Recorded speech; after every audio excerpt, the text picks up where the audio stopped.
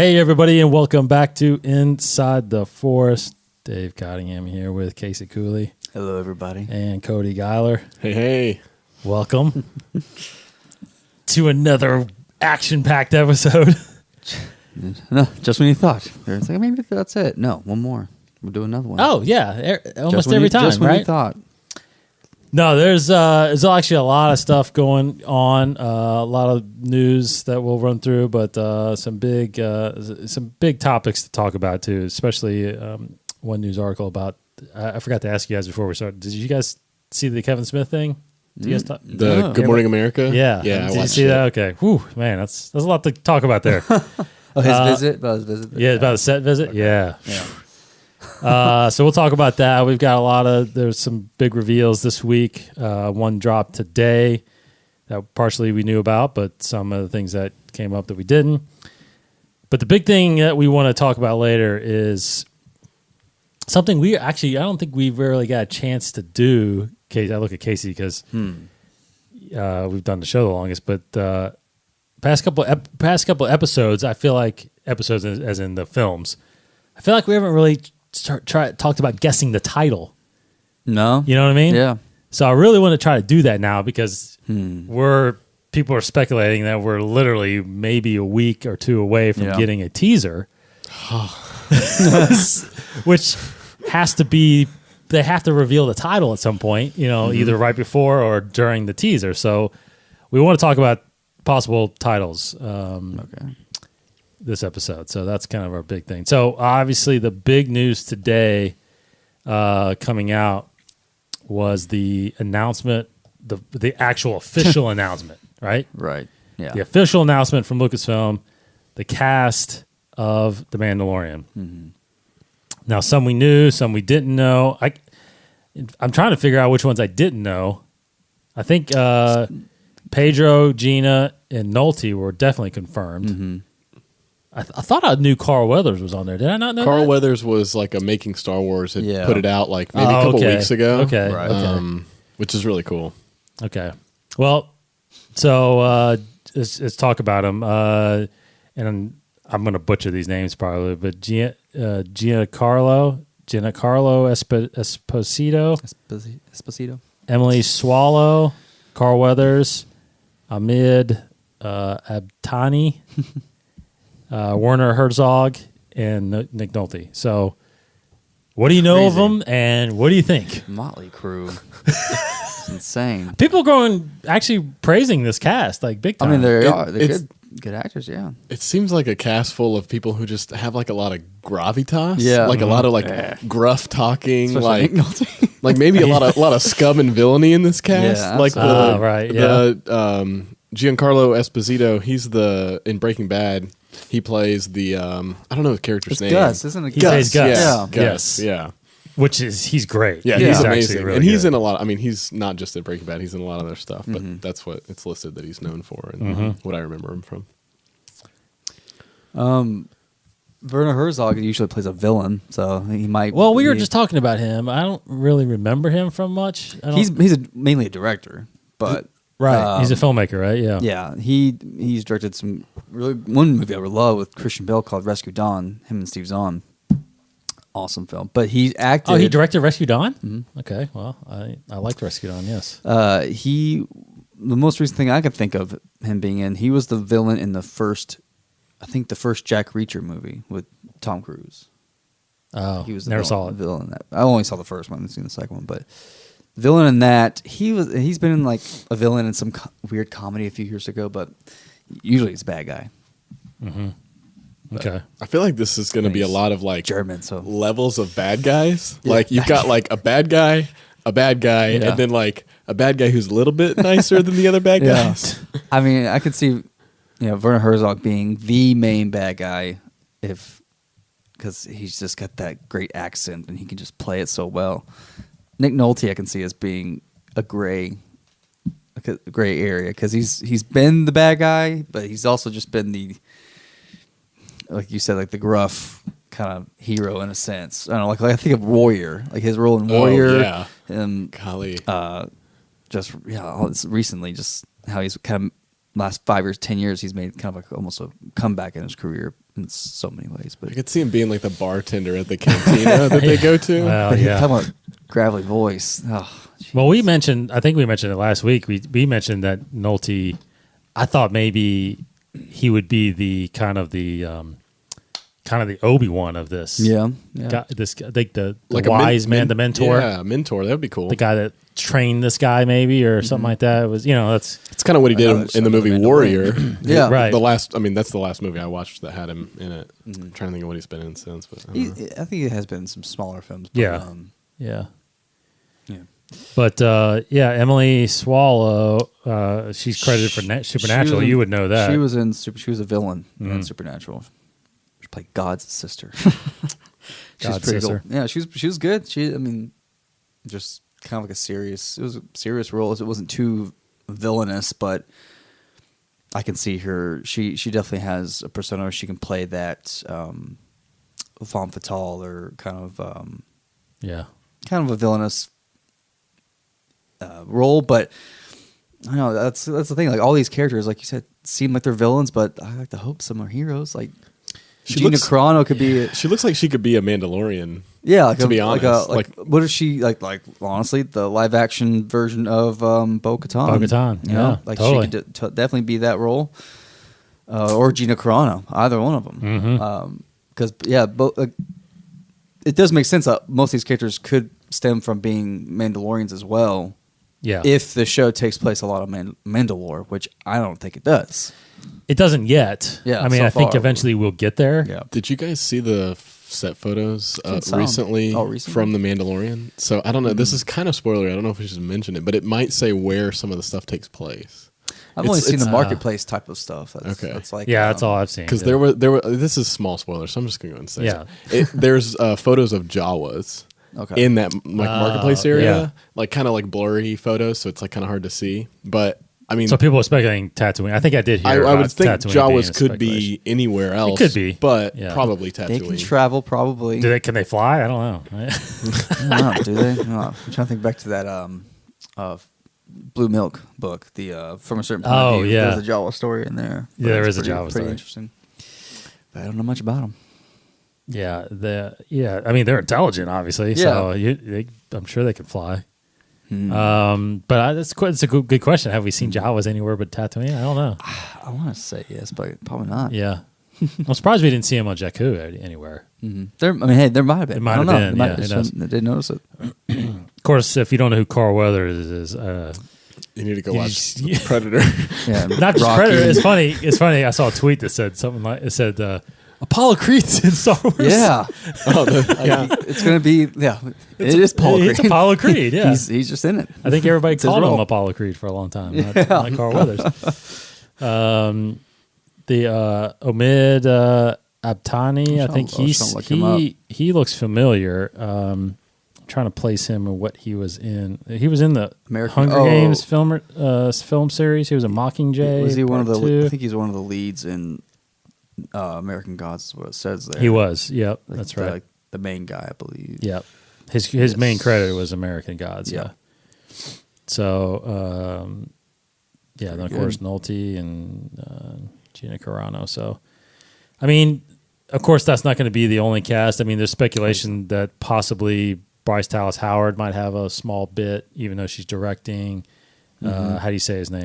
Taika Taika. Waititi. Taika. Is it Waititi? Waititi? Yeah. So I think so. Yeah, apparently Taika. he might have a small role. You know, I could see him voicing a robot totally. easily, Yeah. like the voice Absolutely. character he did for Ragnarok. It's Korg again. He's just that's where he's been the whole time. I think it's Korg, right? Hey guys, Yeah.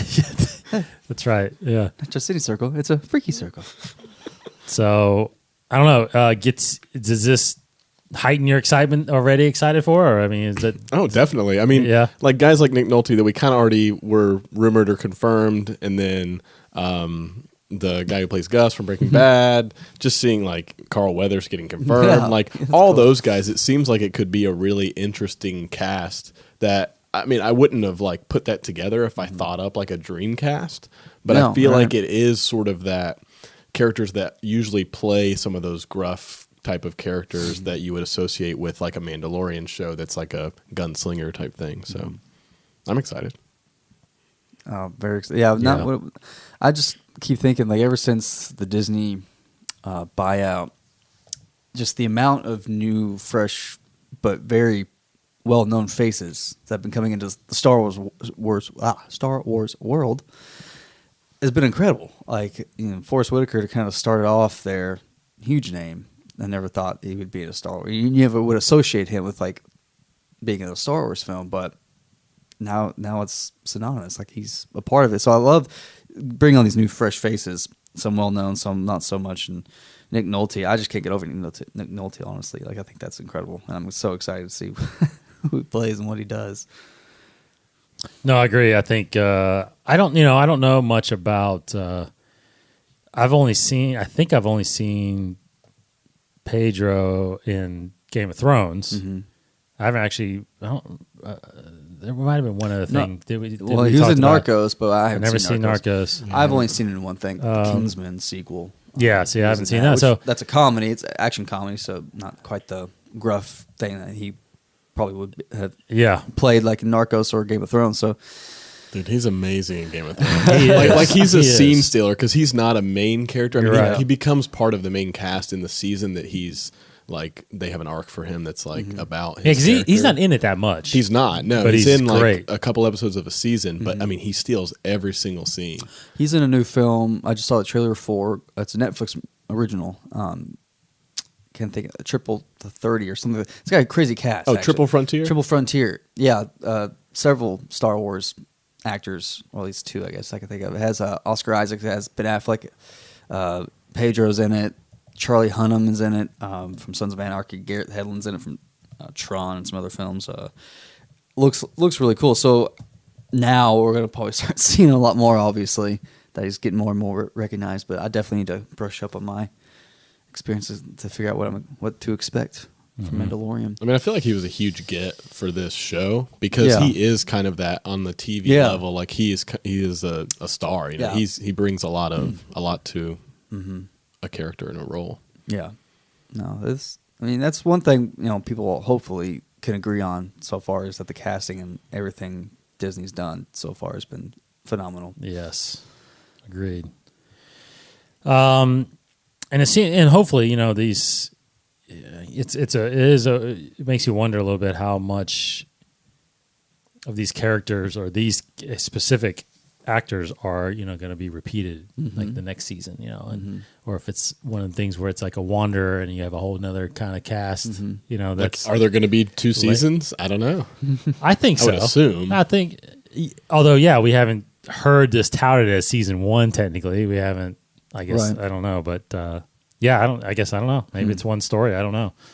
I like the idea of it being very much like a gunslinger man with no name thing, where he just goes wanders. Like Mad Max, where he just goes from one thing to the next. Like Bruce Banner in the old Incredible Hulk series. That's what he used to do. Yeah. Just travel city to city, walking the roads. His little backpack.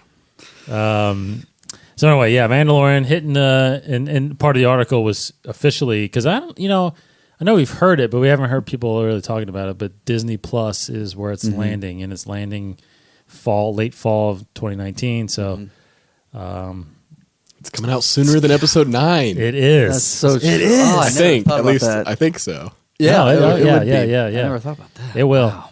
And I'm telling you, I'm still putting it out there. I pretty much guarantee that the first episode will be screened at Celebration. I would hope. Yeah, I guarantee it. That would they be got 5 days or 4 days to yes for programming. There's plenty of time.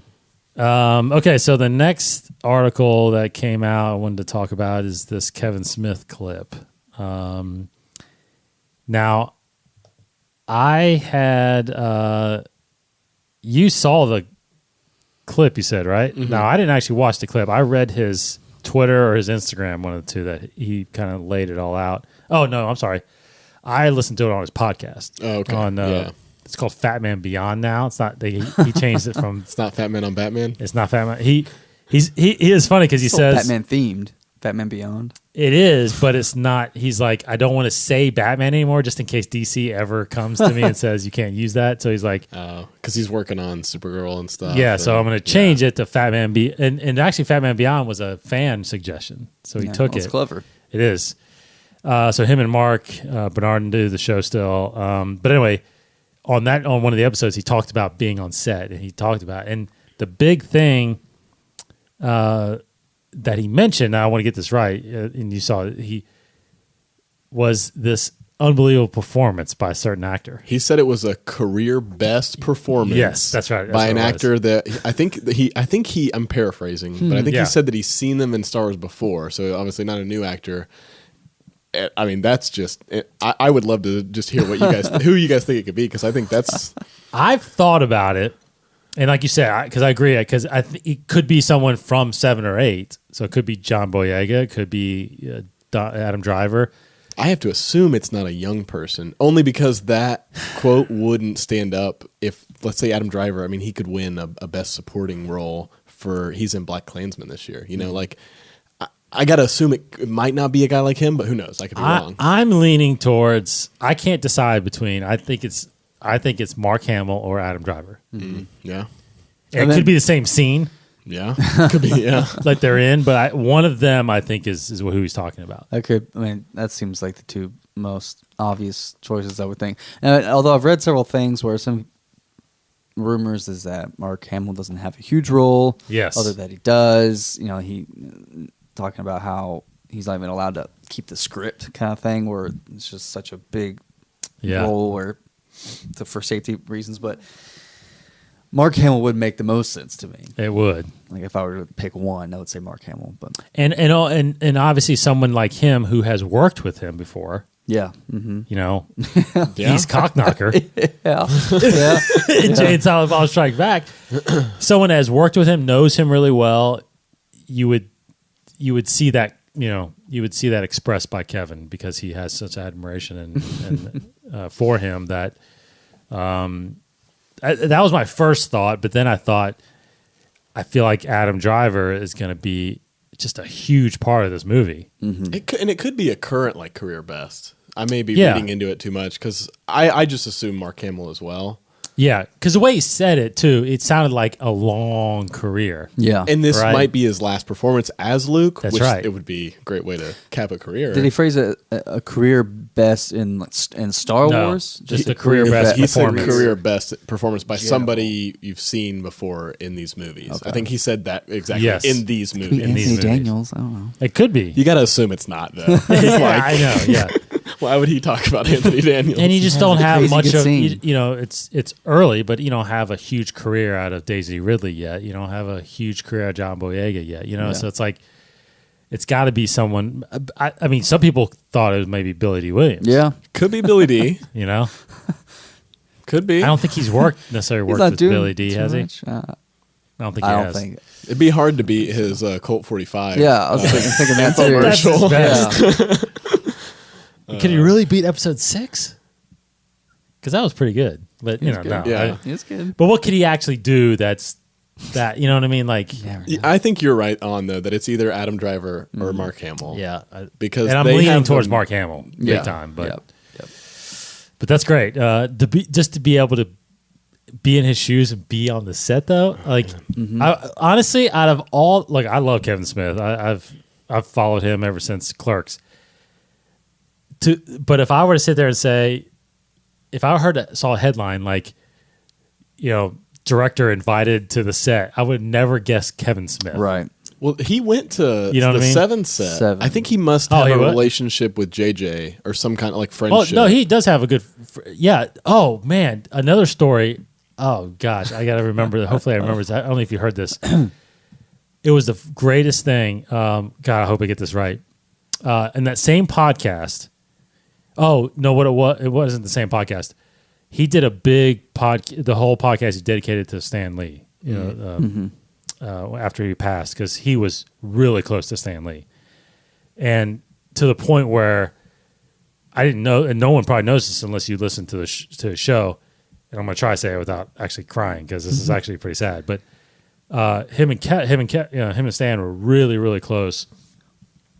and he had heard he was getting sick, right? He was kind of at home, laying in bed a lot, and he never really knew, like Kevin says, he never really knew how much Stan thought of him, right? Like he said, I looked at Stan like a father, like he's a reason why I'm doing what I'm doing. Well, there was he called him kind of his handler assistant that always went with Stan everywhere he went. Right. Well, so when Stan was sick, Kevin I think he said he was walking his dog, and he was about to fly up and do an episode of Smallville, or not Smallville, Supergirl or Flash. So he was going to run up there for a few days and do that or something like that. And he got a call from Stan's assistant or whatever and said, hey, just wanted to let you know that Stan has asked for you, and he really wants to talk to you. And Kevin's like, so I think it was before he was going to leave. So he was like, yeah, I'll be there. I'll be there. And it was like a Tuesday, and he had planned on going there on Thursday to see him, but he passed on Wednesday. Oh, wow. So he never got to know really what, I mean? So that's hard. Oh, man, oh my God. hard. Yeah. Right. So I'm getting weepy thinking about it. But the greatest thing was that he said when he finally talked to the assistant again, or either the assistant or, because I didn't know this either, but Stan's wife died just like a year before him. Like, I didn't know apparently that. That just tore him, because they were together for 70 years. Right. I mean the guy was 95 years old or something like that. Wow. But anyway, the assistant told him, and he said something like, Kevin, Stan, he said something like Stan loved you or something like that. And he's like, no, I loved him too. And he's like, no. And he said, he looked at him, he said, no, Stan loved you like a son. And he's like, I mean, of course he's like, I just started bawling, Man. But anyway, long story, that was kind of a sidebar, but one of the things in that story, that's what I wanted to get to tie this all together, was, did you remember there was a show that Favreau did really briefly called The Dinner with Five? Dinner with Five, or Table of Five, or something like that? Yeah. Dinner for Five. Yes. Like that, so he just invited, the show was he invited 4 of his buddies. Yeah. And they sat around a table and just talked. Well, one episode, he couldn't make it. So he actually called Kevin. This was 2002 or 2003, a long time ago, 15, 16 years ago. He calls Kevin up and says, Kevin, I need you to sit in for me. I need you to host this show. And he's like, yeah, sure. What do I do? And he's like, well, just invite 4 people and just talk about movie stuff, whatever you do. So he's like, what 4 people are you going to bring? He's like, well, he's like, I just got done working with Jason Lee, so I'll take Jason Lee. I just worked with Mark Hamill. I'm going to get Mark Hamill. So, sure. And he said, I think I can probably get Stan Lee, because I've worked with, he's like, yeah, get Stan Lee. And he said, who else you want? He goes, there's this really great filmmaker I've been following. I want to get J.J. Abrams on there. So that's what's his 4 people. It's J.J., Mark Hamill, Jason Lee, and Stan Lee, and then Kevin Smith. And he just talked about how crazy it was. J.J. and Mark sitting right there, not knowing, 15 years later they were gonna be making do Star Wars together. It's like, it was just incredible. That was that whole story. Sorry, that was that whole story to get to that. I was incredible hearing.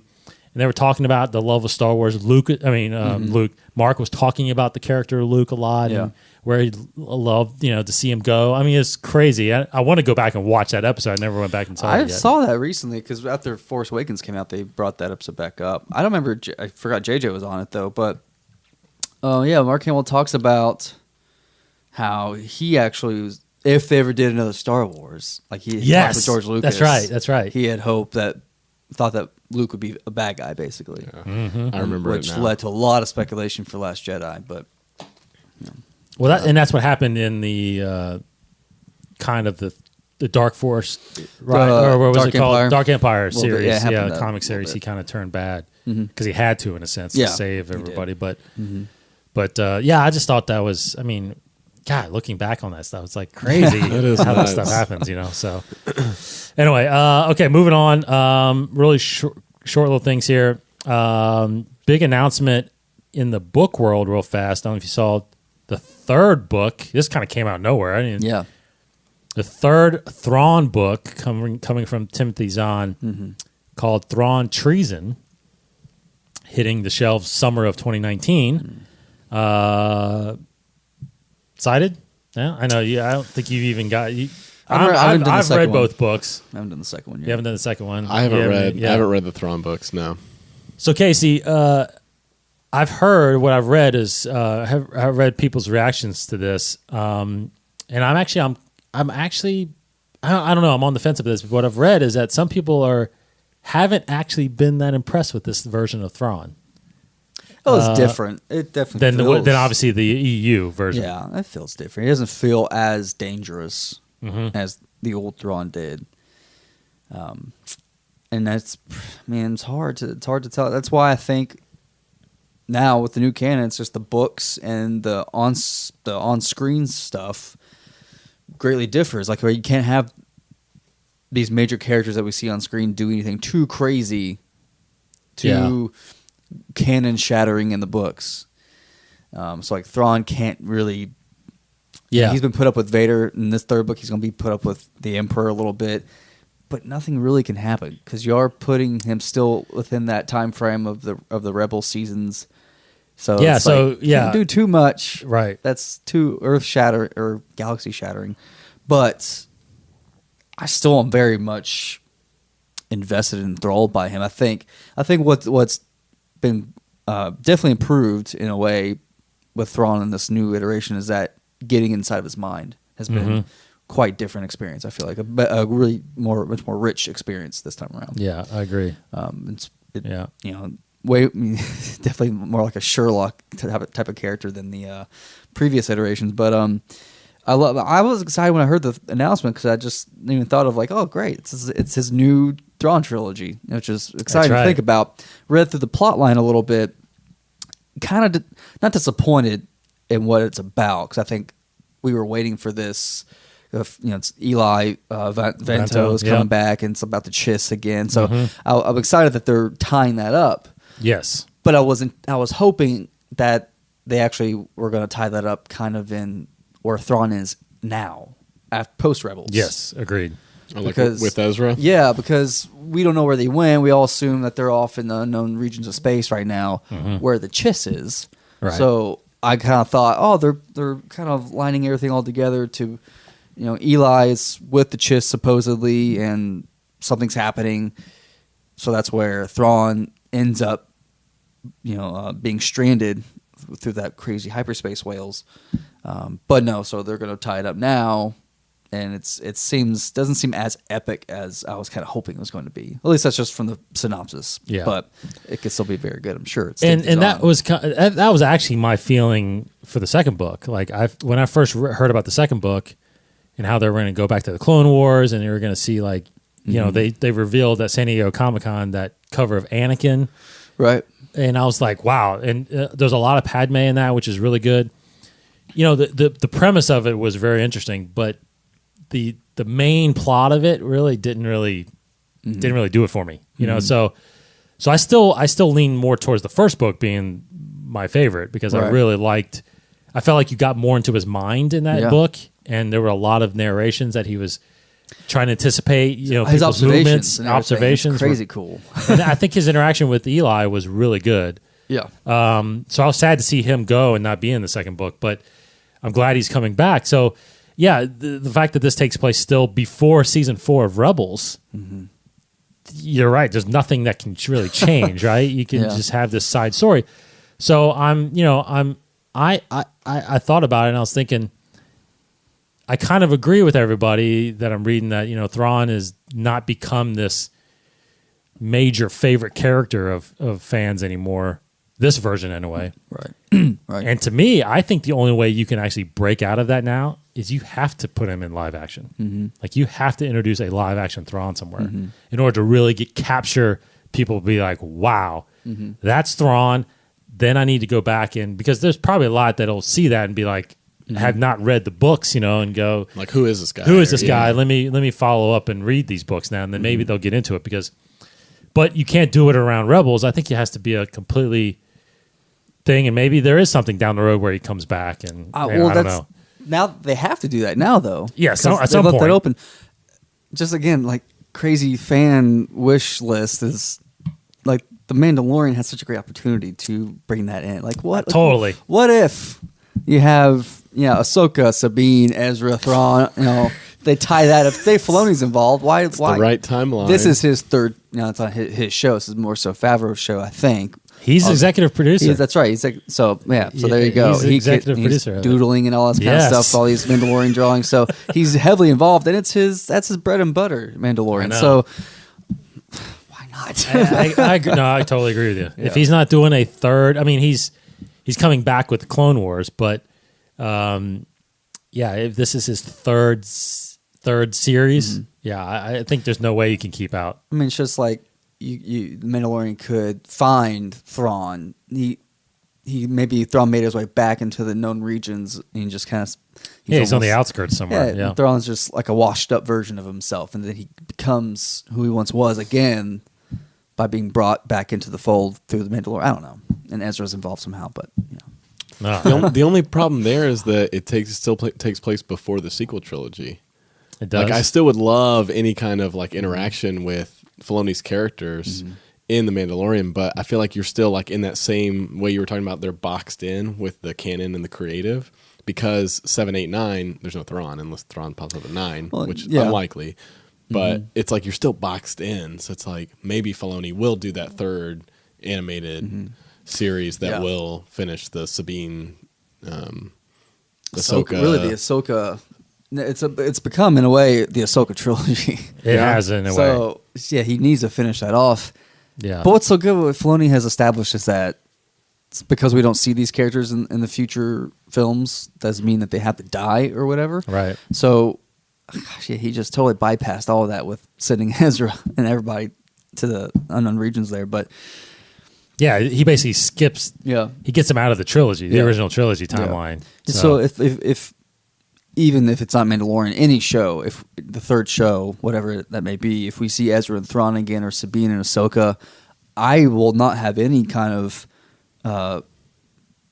foregoing knowledge of like, oh, they have to die because they're not in 79. It's like, I don't know. If they die, I'll be surprised. If they live, I'll be surprised. So it's...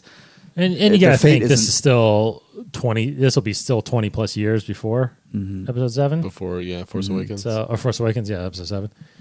Here's another side question. Like, we do see Ahsoka. Say we do see Ahsoka. Say we do see Sabine. Can they be played by other characters? Not because think about it. When you see like an animated, what's an example like? Oh man, like Vader in Rebels. Voiced by James Earl Jones, right? Yes. Or Mon Mothma, who was voiced by Guinevere, right, from Rogue One. But now, what about going the other way? Like having somebody else play them in live action. Correct. I honestly, I would almost think you have to. And it doesn't sound. But then, do you use the voice or do you use the? You know what I mean? Like a Ray Park kind of thing. Kind of, yes. Maybe. So Ashley Eckstein. That's the thing. Does she have to play Ahsoka or at least voice her? I mean, it's heavy makeup, so anybody could probably play Ahsoka, but I just don't see Ashley Eckstein as like Ahsoka. Like, I know. At her look, I'm just like, I don't know. Well, that's where a lot of the fan and even the actress herself, oh my gosh, I'm having a major brain fart right now, of the fan wish of who they wanted to play Ahsoka in a live action film. Oh. I've heard this. Oh my God, Rosario Dawson. Yes. Oh wow! And there's been like mock-ups of what she would look fantastic as Ahsoka. But I'm looking through the cast right now, just thinking about Mandalorian. The girl who was in Supernatural, and I forgot her name already. I'll pull her up though. But Swanson. Emily Swallow. Emily Swallow. Yeah. She has a look. Again, most likely not going to happen, but she would be a good Ahsoka if I can pull her up. She actually kind of looks like she could probably go for Bo-Katan as well. Yeah, that's what things like. If I were to pick one, definitely could see her as being a Bo-Katan. But she kind of has that. Yeah, she does. Sunken in cheeks that grown up Ahsoka kind of has. Even though it's animated, they can take liberties with that. But And even Gina Carano, to me, has a very Sabine-looking face. I don't know. Like, then I look kind of at the nationality. They didn't nationality. She's Mandalorian, but they still gave her very distinct features, like with the eyes and everything, and the shape of the face. To where I think, like Gina Carano could play as Sabine, which would be super cool. Like, because I totally felt like the whole time that like Freddie Prinze Jr. could play. Oh, absolutely, he could. And there's some that I think could do it, like Thrawn's voice actor. Yes, he may not look like him. Yes, like but he's got sunken in cheeks. Yeah, he's tall and lanky, but like face structure. He's like, because I mean, it's who does Lars Nicholson? It's Mads Mikkelsen. Mads Mikkelsen's brother. Brother, yes. Lars, right. I think is Lars his name. Nicholson, yeah. Yeah, because he's done movies before and stuff. Oh, yeah. Like he would he's a great villain. It's funny because I feel like in a lot of animated series, especially too with even Resistance a little bit. I mean, the animated characters they're actually almost drawn to look a little bit like their voice actors. Ezra was a little bit, I would say. Yeah, Taylor Gray was a little bit. So even Tia Sakar she could have played Sabine. I mean, she was, so it's funny how they do that now, because before the person would not even look anything like the character, Sure. But they're doing it more. So I don't know, thinking, but I mean, it's, with Clone Wars, they didn't hire obviously Ewan McGregor and Natalie Portman or, Hayden Christensen, but it's funny when you get introduced as an animated character, and then if they ever make that jump, obviously Saw Gerrera did that, right? Yeah. He didn't. He's got different color eyes. Yeah, Whitaker didn't voice him in Clone Wars. He did in Rebels, but he didn't in Clone Wars. Right. So, but obviously he's much older, so it was you can make that.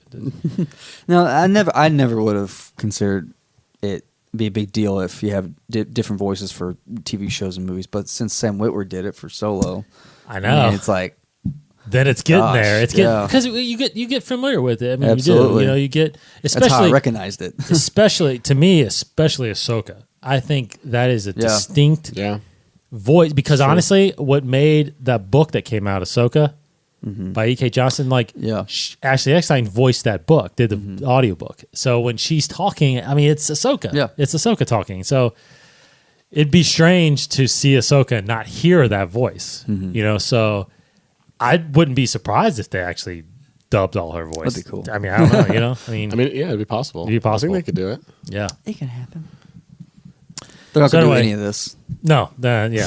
So anyway, Thrawn Treason, that's coming out next summer, so look for that. Of course, we'll be doing the audiobook on that. Another quick book update. Not sure. There's. I read that there's ultimate guides coming out. 2 big ultimate guides for The Last Jedi and Solo, which a little strange to me because they have. What do you call them? I got the official.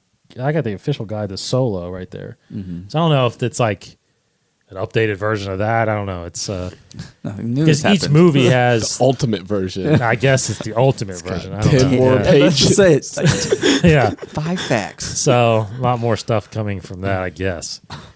I didn't know. I didn't know this till just today. I read this that Star Wars Resistance, which is on hiatus now. 11 episodes are out there. You guys are a little behind. I'm behind 2 episodes, I think. But the season's done, though, right? It was 10 episodes. Not the season. Oh, how many episodes? It's mid-season. Oh, it's 22 seasons. 22 episodes again. Okay. Yeah. It's when 11. does it come back? Do you know? January 15th, I think, or something like that. Okay. But they have released on YouTube, Disney's YouTube channel, they're releasing shorts. Oh. Cool. Every week, I think, until they come back, like those little 1 or 2 minute shorts. So I haven't watched any of those, but those are out there now. I think they dropped. I think the first one just dropped the other day, so I think they're doing one every week or something like that for nice 3 or 4 weeks or something like that. So that's out there. I do want to talk about Galaxy of Adventures, which we had talked about last week. Man, I'm actually extremely digging the animation of these and how these are structured. Now, these are really short 1 minute pieces. They released 7 last week. I think they released 5 more or 4 more this week. I just got done watching them before we started recording. Really excited about. There's 2 Luke ones that are really, really good. I was telling you guys about those. So I haven't heard your thoughts of these. What do you think of these? I think it's cool. I mean, I saw the trailer for it, and I've watched a few of them. So I've seen like the Vader Rogue One scene. I've seen the Luke one where he like first gets the lightsaber. That's my favorite so far. I think it's in the trailer as well. If you've seen it, where Luke ignites the lightsaber, and it's like that moment, and it's like almost like when he ignites it, like the wind or like just the pure energy like blows his hair back, and it's just like that. Didn't he like doing flips and everything too? Yeah, he did. Afterwards, he's like he's chopping up Obi-Wan's hut, all these pieces. He's going crazy. Yeah. Maybe he just force projected himself into this little training area. I don't know. But like, I just love that moment because like, I don't know, like as a kid, I feel like just the lightsaber itself was always like that really cool, iconic thing from Star Wars. And that idea of like when you first turn on a lightsaber, like what that feeling would actually be like. Oh my gosh. I feel like they captured a lot better in this animated little short than it is in the movie. I agree. Yeah. No, I agree. Like, I mean, it's on an awkward cut. It's hard to say that it is better, but that moment feels emotionally better. Yeah. No, that's why you got to see the one, the trench run. Okay. Because, you know, obviously, plus the space battle. And it's, if you've listened to the show for a long time, you know I have a problem with the space battle in episode 4. Yeah.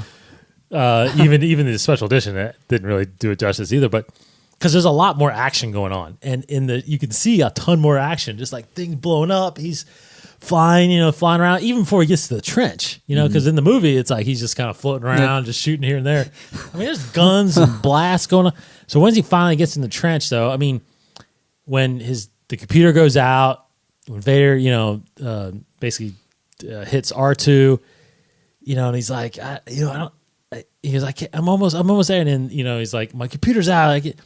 And then you hear Obi-Wan, and the coolest thing about these things is that they're using the actual lines from the movies, right? So, but the music kicks in, and just the shot, I'm like, wow, that's actually getting me more than the movie's getting, and I love it. I tweeted out there like, this is the best short of them all I've seen. So, and I told you guys earlier, the real good one too is the Return of the Jedi one with Luke in the throne room there on the second Death Star, where Palpatine's talking about, this is all my design and everything, but they're flashing back all the way to the prequels where he's whispering in Padme's ear. He's standing there next to the clone troopers going to battle. It's like, he's like, I've been doing this for 30 years. It's like, it's really neat. It's really neat to see that. Years. Yeah.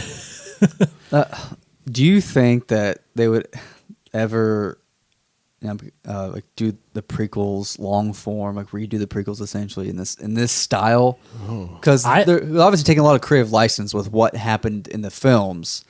But since Pablo has already established, like, oh, nothing that you see ever really happened, kind of weird. The loose canon that he's kind of almost established. Like, what if they... So it's like Anakin and he's covered in sand and he's just like, I hate sand. Yeah, really deep into that line. But, like, I don't know, like, a part of me just now thought, like, what if they're, in a way, gauging the reactions? Because they have some prequel shorts out there or coming out with Dooku and Yoda fighting, stuff like that. So I don't know. It's like, people are going to see these kind of things. Like, that's better than what was shown in the prequels. That would be cool. I mean, I'm impressed by the amount of animated like short content they're putting out because they've got Resistance. They're going back to the Clone Wars. Now they've got this Galaxy Adventures, and even like Forces of Destiny. Forces of Destiny. Yeah. Like I wasn't as high on Forces of Destiny, and I was a little bit probably too critical of it at first. But I'm actually starting to like with Galaxy Adventures the amount that they're kind of diversifying the different styles because it allows them to put out more content. Totally. And do more stuff like this so we could see maybe prequel stuff. Maybe they could go and do all new characters. Just a YouTube show aimed towards kids, but then you might find a character that people love, and then that character gets pulled and they put him in a TV show or a live-action movie or whatever. So, like, it would just be nuts. Really far-fetched if because they're taking the audio from the original films, putting it in this style. If they took all the audio of the prequels and reanimated and animated it. I thought of that when I watched this last batch. Yeah. Exactly your question. And honestly, I would be totally okay with that. A lot of people would. I would be totally okay. But using the original, because I think the key to these is the original audio. Mm-hmm. Like that is a hook. I mean, because you're still hearing, Alec Guinness, you're still hearing Mark Hamill, you're still hearing Carrie Fisher. But the way it looks and the way I love it. I love what they're doing with it. So if they made an entire movie, if they did episode 4 fully animated, because I mean, just like the comics, I mean, there's a whole graphic. They redid the graphic novel from the 70s. They updated the art for episode 4, 5, and 6. So yeah, could they do it to the movie? I would totally be down with that. That's fine. My daughters would love it. Yeah, that's would be like a huge benefit to reintroduce. Again, they're all about reintroducing and bringing new. It would do that for the younger audience, and it would bring. Unfortunately, a lot of the haters, I think, would finally want to watch the prequels. Agreed. And agreed. Fall in love with them. Yeah. Did they say how many of these of the Galaxy Avengers they're doing yet, or is it just open ended? Open ended. It's open ended. I think. I don't know. I wonder if they've already got planned content from the prequels that will. Because I have a feeling that this. It will be its own standalone thing on the Star Wars Kids YouTube, but I have a feeling it's like this whole marketing plan for Episode 9 that it's the culmination of this, 8 movies now in the Skywalker saga, which the prequels is included in. That's right. So I have a feeling it's all part of this sort of strategic marketing for, all 6 of these movies are ending. Here's all the content, like all the stuff you love, reanimated. That's good. Yeah, so I could see that for sure. But in this last batch, which I didn't really notice it from the first batch, because I think the first batch was all animated. This one actually, there's clips from the movies in this, and there's like stills, like full photography stills, like they float through the cockpit of the Falcon, and there's actual pictures, live action pictures of Harrison and Chewbacca, and so I'll show it to you after we record. But it's so they kind of went a little away. They did a merge of some graphical effects and animation. It's really cool still. So, but they did do that. So, which I thought was pretty interesting. But it still works. It still works really well. And plus, kids' attention span is. I mean, even a minute might be too long for them. But it's. These are really, really good that you can just watch them one after the other really fast and absorb it all. So, and then the really good ones too are that other playlist that they put together. It's called on the Star Wars Kid YouTube channel. It's a supporting thing called Fun Facts. Mm-hmm. There's 5 of those now, and one of them, the 2 new ones of Falcon and Princess Leia. So it's little like 1-minute facts about certain things, and they're doing that too, so it's pretty neat. Anyway, it's really cool. Star Wars Kids, brand new YouTube channel, obviously. Wish I had that when I was a kid. I know, right? I want to be a Star Wars kid. Yeah.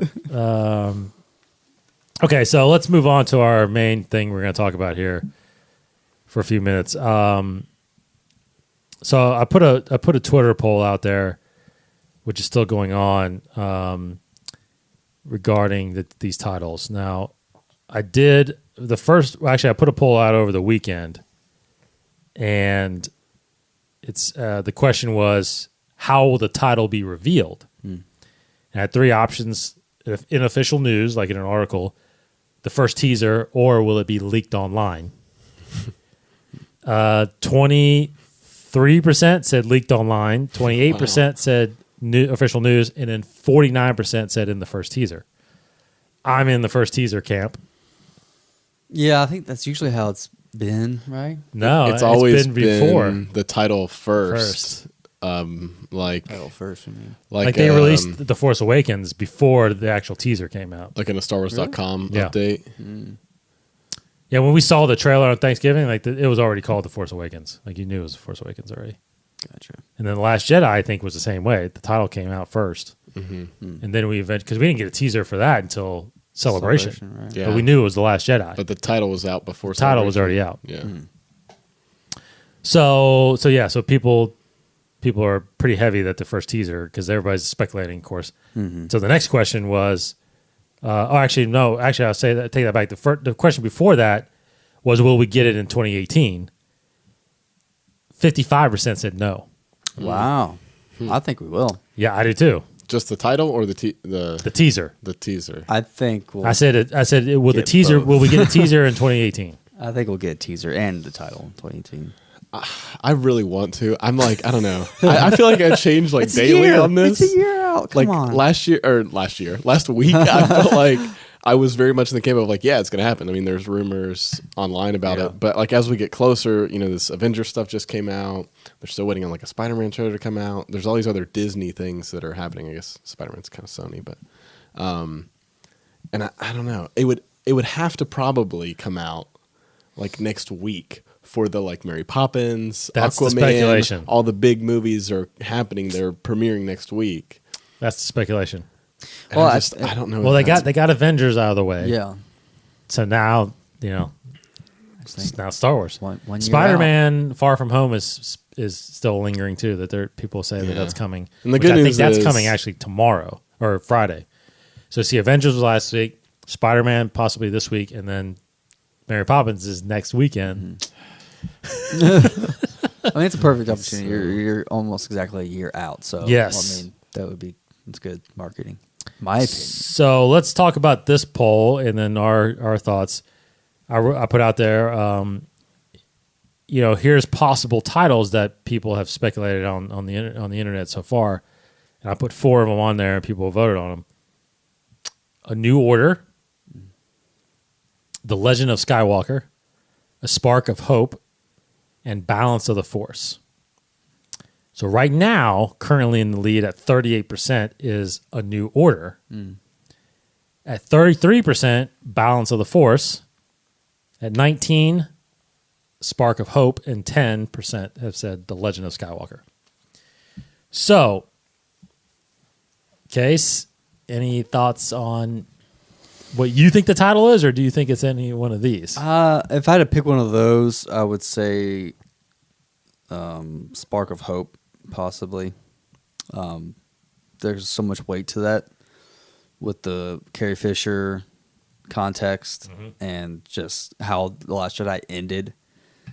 Just like Avengers Endgame. It's like it has a great... Snoke said, the title kind of in Force Awakens for Last Jedi. Poe kind of maybe he said the title for 9 in Last Jedi about the spark of hope. I don't know, a real spark that light the fire or whatever. That and then Leia's whole thing of hope. So that's very possible. But there's a 5th one though that came out that I think is also very interesting. Like another possible title that Cody and I have talked about.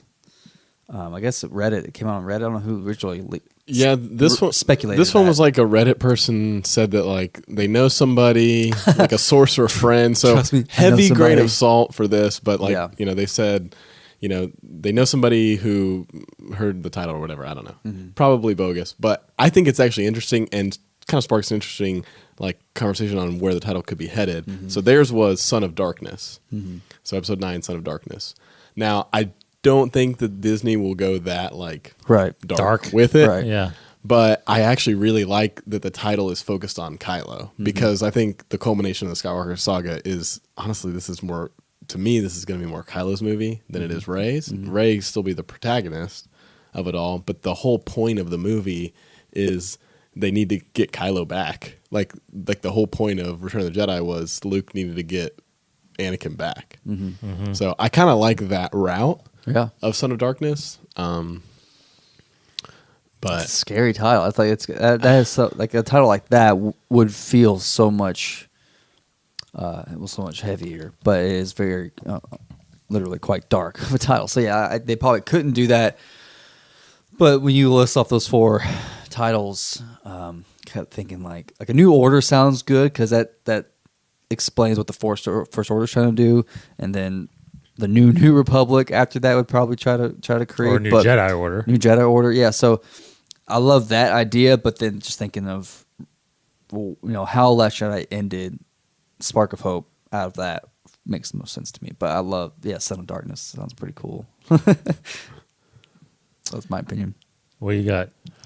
If I had to pick one of those I would probably pick A New Order. That's one that I've seen in multiple times. I think I've seen people who put it online or something. I've been like, I think before The Last Jedi, I saw that one tossed around, and I was like, that would be a good like Jedi Order, First Order, double meanings. I feel like work really well for Star Wars titles. I don't know. I think, Dave, you and I have talked about this a little bit, about the rhyming aspect of titles. You know, there was this whole, every Star Wars movie before The Last Jedi was either, it started with a T, an A, or an R. All the movies started that way. So we thought we were still following that pattern when we got The Force Awakens, starting with T, but then they did The Last Jedi. So it would have had to have been an A or an R so that each trilogy could have a TAR in some order. So they're not obviously doing that. They've broken that, and I kind of like order in systems and weird things like that, so it kind of bugs me a little bit. But I really do think that this one will have a like Return of the Jedi, Revenge of the Sith, and R of the blank. I don't know what those words are, like Rise of the Order. I don't know. I'm really honestly just kind of spitballing, but like I like using something like the word knights, like Knight, because you got Jedi Knight. Rey's going to become a Jedi Knight in this movie. Knights of Ren, we've got to see him. So Rise of the Knights. Rise of the Knights? I don't know. It sounds a little kind of weird, but Rise of the Knights. Happy. Yeah, I'm out of those four, to be honest, I'm kind of leaning more towards Balance of the Force, just because I think you have to, and maybe I'm just speculating, obviously, with what Lucasfilm's thinking of, but I think you have to eventually, you have to get this movie back on track with the Jedis in the Force. Like, I think the whole battle, Civil War battle now, because they're called rebels again, you know, it's like that's got to end, and you got to establish again. You really truly got to have the Return of the Jedi. Like, right? It's too bad they already used that. They did. Perfect. I know, and it ended up not being the correct title in the end, in my opinion, because it never really returned. Yeah. You know what I mean? Like, he returned, or he became a Jedi, I guess. Yeah. But there were still Jedis out there. You know, like Yoda was still out there. So it's like, you know, yes, Return of the Jedi would probably be really good for this. So I keep thinking there's got to be something with Force. There's got to be something with Jedi, but The Last Jedi, so I don't think you're repeating the word again. You kind of already used Force in The Force Awakens. I'm like, there's nothing so left. Anyway, I wrote down a couple. Force of the Jedi. I saw one also when I read these, that I saw one called The Skywalker Legacy, which I thought was pretty good, because this is the end of the Skywalker saga, right? Apparently. It's funny, you just said it. I literally, right before you said it, I wrote it down. I wrote Rise of the Order. Oh, cool. Right when you said it. That was one I wrote down. A couple I wrote down earlier this week. I wrote down, again, I don't think it will be this because it's too telling, but I wrote The Final Battle. You know, like, I think that's a Star Wars. The final chapter. Just having some kind of finality to like, episode 9. I do think it's something finale. A saga's end. Yeah, and I saw some too. Someone said end of the saga. Actually, I wrote that down. End of the saga. End game. End game. Dang it. Where did that come I heard from? that before? So I wrote the battle, the final battle. I wrote end of the saga. I wrote Power of the Force. I wrote A Hero Rises, because is it Rey? Is it Kylo? I like the double meanings. Yeah, those are cool. You don't know, because The Last Jedi, you didn't know. Was it Rey? Was it Luke? I wrote Rise of the Order, and then I wrote Master of the Force. If you want to get specific to somebody, now I still lean towards. I actually lean towards more of a broader title to kind of encompass everything that's happening and somehow bring it to a conclusion. You know. So, do we get the word "end" in there? I don't know. I'm with you that I think it's either could be Rise, it could be The The Something Rises. Yeah, I don't know. The Last Hope. I don't know. The Last Hope? No, that's not bad. Yeah. Last Hope. Too many hopes. Oh, I forgot one more thing about the Son of Darkness thing. So the reason why this one was also maybe speculated on is Snoke has said every single title, not word for word, I guess, with The Force Awakens, but he's said every title. Awakening, yes. There's been an awakening, and we felt it. He said The Last Jedi when he was talking to Kylo in Force Awakens. Yes. And then he also calls Kylo when they're in the throne room, and he's telling him to Son of Darkness, fulfill your destiny, all that stuff. So that's where that specific line comes from. So the other thing would it be another one of Snoke's lines? Yeah. I don't remember all of his lines. Something about light. Yeah, light's not bad. Yeah. That's good. That's a good point. Yeah, balance. Yeah, I don't know. Balance, maybe something about balance. I don't know. It's of course what's going to happen is we're going to see it and be like, of course, that's the title. Why didn't we think of that? Tip of my tongue. When you started with an R, though, something like that. When you started with, it had 4 letters. I'm willing 4 to words, bet it will start with an R. It'll have an of the. I just have no idea 4 what words? the words are going to be. Yeah, because I think if you look back, The Force Awakens not only made sense for the movie, but it made sense for the time of Star Wars, where Star Wars was at that time when people were, upset with the prequel still, and not everybody was into the Clone Wars and all that stuff. And it's like, okay, this movie is going to awaken the fandom and get everybody, it was a bigger meaning than just what it was. So I kind of think that's what JJ's trying to do too, is like, what is that big title that will wrap this whole thing up? So it's not necessarily, it's specific to the movie, but it's also specific to the entire saga, so. It's a hard job. Yeah, who comes up with that? I don't know, because who's Terrio is co-writing this thing with him? Oh, that's Chris right. Terrio, right? Yeah. Mm-hmm. So I don't know who's going to come up with the title, but or does Story Group help with that? I don't know. Yeah, those guys. Yeah, they probably got a few titles. They probably already had it whenever 7 was shot. Return of the JJ. Return of the JJ. Yeah. Although Force Awakens is Pablo's least favorite. One of his least favorite ones, right? I think. Right? Yeah, so I mean, I don't want to put words in his mouth, but I feel like from tweets that he has now since deleted, he rank ordered his Star Wars movies, and it was the lowest. Force Awakens? But I think this is my bit of speculation based on the comments of that tweet, which have all since deleted, so you can't find them now. I don't think that Story Group had as much collaboration with JJ and Bad Robot as he or others may have wanted, whereas they had a lot more in Rogue One, Last Jedi, and so forth. So I think that's probably why. But I'm not putting words in his mouth. I'm just speculating. Yeah. And Episode 7 grossed the most money. Yeah. Almost $2 billion. It did gross worldwide over $2 billion. Yeah. It's also my favorite currently, so I'm probably biased. That is your favorite currently? Yeah. Yeah, I think so, still. It's not my favorite, but it's definitely up there. You know what's rising on it is Rogue One. Oh, Rogue One's probably my favorite. It's been your favorite for a while, and you've been high on it, but it's been I don't know. Even more so now because I'm actually doing the audiobook now, and man, it is sucking me in because there's so much. You're hearing the mindset of Jin, and well, not just that. You're getting more backstory with Jin's experiences and Cassian's experiences, all that stuff that he went through when he was a kid. There's a lot of reflection of that kind of stuff. So, and I'm only to the point where they just got on Edu to go after Galen, and there's a more backstory with Galen and Krennic. I was telling him, that scene where they're on Coruscant and he goes into Jin's bedroom, you hear the conversation that they're having. It's in the book.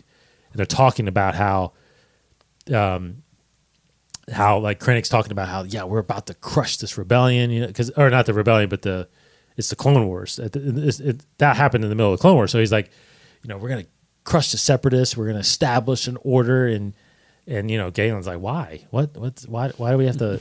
He's like, we're going to build up our military. I mean, so he kind of.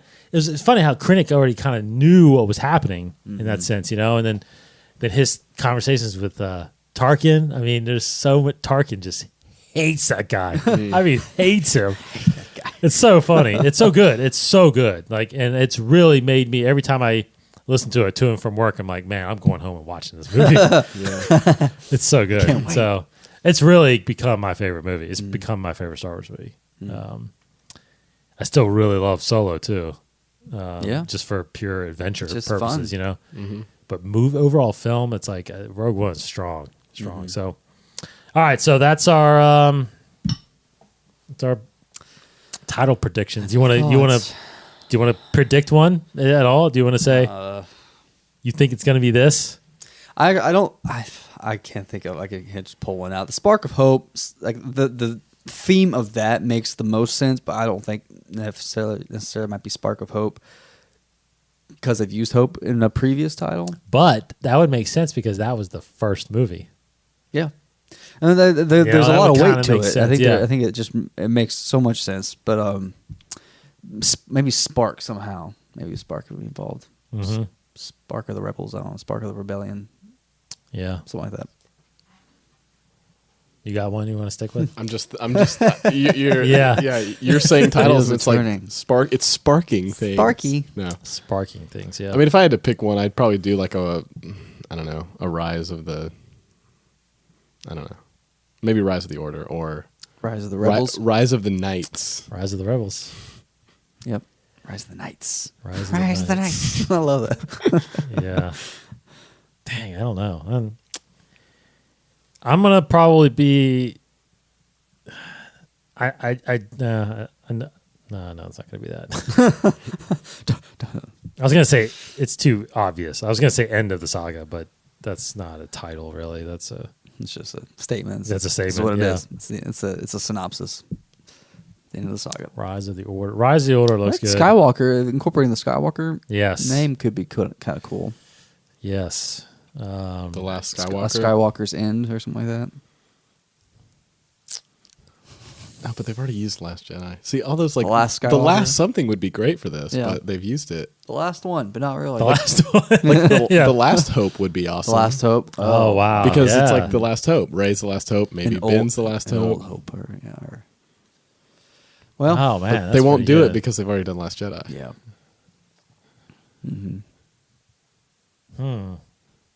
Do it, you cowards. Yeah, I don't know. Well, hopefully we get one. We get to reveal the trailer here soon. Hopefully, of course we'll be gushing over it and talking about it.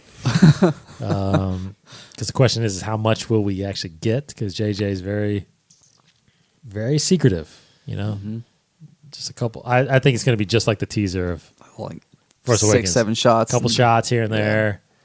Boom. It's like the exact. It's like a shot of Kylo, a shot of BB-8. A shot of Finn, now. a shot of Rey, and that's it. I remember when all this talk about the teaser for Force Awakens or for The Last Jedi, and I just kept wanting to see Luke Skywalker ignite a lightsaber. Yeah, like that's all anybody talked about. Like, just show me one shot of him, and that's it. That's all I need. We never even got it really in the movie either. Technically, I mean, he did, but it's like, but not real. Not really. Not really. Yeah. You know, and it wasn't the green lightsaber. It was because that kind of gives it away if you think about it. Like, how could he have that lightsaber? It was just destroyed. Yeah. So we should have all seen it. That's what I thought. Like, that's he should have had the green one. He should have had the green one. Yeah, and then you would have completely thrown people off. Yeah. So anyway, where is that green lightsaber? Nobody knows. Is it still in R2? It's somewhere in there. That'd be cool. The speculation is that she rebuilds the same one though, right? Yeah, that's the rumor in a way. But glues it together because it's been maybe a year. She better have it put together by then, I guess. Maybe it's got like blue glue that sticks it back together, like Kylo's mask. Kylo's red glue, electrical tape. Black yeah. Tape. Black. Yeah, that's the beginning of the movie. Yeah, need more tape. And then Kylo says, "You're still holding on. Let go." All right. Thanks everybody for listening. Check us out, InsideTheForce.com. He's Kryptonian1138 on Twitter. He's Cody Geiler on Twitter. He's got the easy one. DCottingham21 on Twitter. Thanks, everybody. We'll be back next week. Last words? Anything? Can't wait for episode 9. I know. Bring it on. Right? We haven't even talked about Clone Wars at all. Yeah, well. Nothing. Because I heard a rumor. I did hear a rumor. This is next week. I heard a rumor, Clone Wars, that Kanan Jarrus is going to show up. And that's the end of the show. as Caleb Doom, right? Yeah. Doom. That would be excellent. Yeah, right? I mean, he's alive. Yeah. So. Him and Balaba, whatever his That's name preview for next Cool. week. There you go. All right. Tune in. Thank you, everybody, Yep. for Case Cooley. You never have a deeper sleep than curled up in a Wookiee's lap. What was that tied into? Well, John Favreau. Oh, okay. I'm good. Nice. recently watching Solo again. Just slowly going through. What's the character's name again? Rio. Rio. Yeah. Because I just like Favreau, man, he's been He is a perfect voice for him. two different. He's great. He's such a good actor that he needs to do more. Like I hope he's somehow in the Mandalorian. Yeah, agreed. Live action. Well, he can do a voice. He's done 2 voices already, so he can do another voice or live action. That'd be awesome. I love him. He's good. And I watched 4 Christmases the other day again. Rewatch it. Oh, it's hilarious. He's hilarious. Movie's hilarious. So there you go. I was watching The Breakup. Happened to be on. He's funny in that too. Oh, he's he's great. hilarious in that. Yeah, it's great. He's great. He's everywhere. Mm-hmm. All right. Thanks, guys. Thanks, Cody. Thanks for having me. Thanks, Case. Bye. Yep. I'm Dave. May the force be with you.